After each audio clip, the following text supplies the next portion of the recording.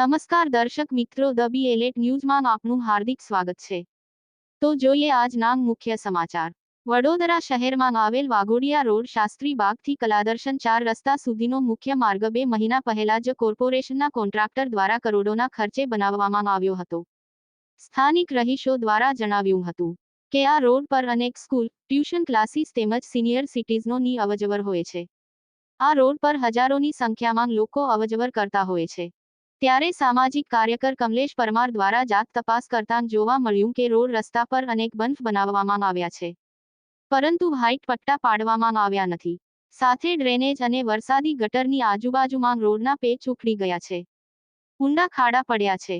રાહદારીઓને અકસ્માતનો ભય રહે છે। ટૂંક સમય પહેલા જ આ રોડ પર ભૂવો પડ્યો હતો।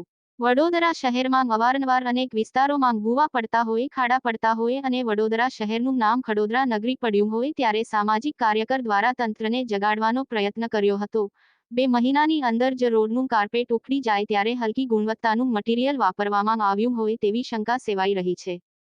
આવા કોન્ટ્રાક્ટરોને બ્લેકલિસ્ટ કરવા જોઈએ અને અધિકારીઓને સસ્પેન્ડ કરવા જોઈએ। સાથે વડોદરા શહેરના municipal commissioner Shri, mayor Shri, chairman Shri દ્વારા જાત તપાસ કરવામાં આવે અને કાયદાકીય કાર્યવાહી કરવામાં આવે તેવી માંગ પણ કરવામાં આવી હતી।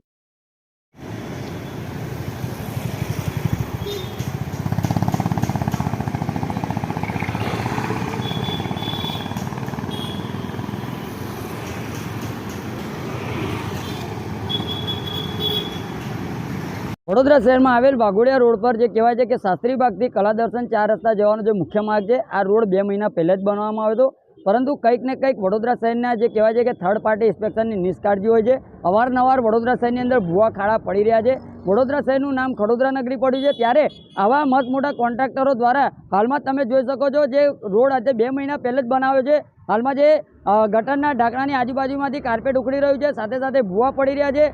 જે બમ્પ છે, આ બમ્પ પર કોઈ પણ જાતના પટ્ટા પાડવામાં નથી આવ્યા। એટલે ખાસ કરીને કરોડો રૂપિયા, લાખો રૂપિયાનો જ્યારે રોડ મંજૂર કરવામાં આવતો હોય, પરંતુ થર્ડ પાર્ટી ઇન્સ્પેક્શન જે કરવામાં આવે છે એ થર્ડ પાર્ટી ઇન્સ્પેક્શન બરાબર રહેતું નથી। અને આ રોડ પર સ્કૂલો પણ આવેલી છે, ટ્યુશન ક્લાસીસ આવેલા છે, સિનિયર સિટીઝનોની અવરજવર હોય છે, અને જ્યારે હજારોની સંખ્યામાં લોકોની અવરજવર હોય, બમ્પ પર પટ્ટા ન પાડ્યા હોય, તો આવા કોન્ટ્રાક્ટરોને કહેવાય છે કે બ્લેકલિસ્ટ કરવા જોઈએ। સાથે સાથે અધિકારીઓને સસ્પેન્ડ કરવા જોઈએ, કારણ કે જ્યારે થર્ડ પાર્ટી ઇન્સ્પેક્શન કરવામાં આવતું હોય તો તમામ રોડની તપાસની ચકાસણી કરવાની હોય છે, પરંતુ હાલમાં કંઈક ને કંઈક ટકાવારીના કારણે આ રોડ પર જે નિરીક્ષણ કરવામાં નથી આવ્યું તેવું પણ અમને લાગી રહ્યું છે। હાલમાં જે કહેવાય છે કે ગટરોના ઢાંકણા ઊંચા નીચે જોવા મળી રહ્યા છે, એટલે આવા કોન્ટ્રાક્ટરો પર વિજિલન્સ તપાસ થવી જોઈએ। સાથે સાથે જે પણ અધિકારીઓ છે, આ અધિકારીઓને તાત્કાલિક ધોરણે સસ્પેન્ડ કરવા જોઈએ તેવી અમારી માંગ છે।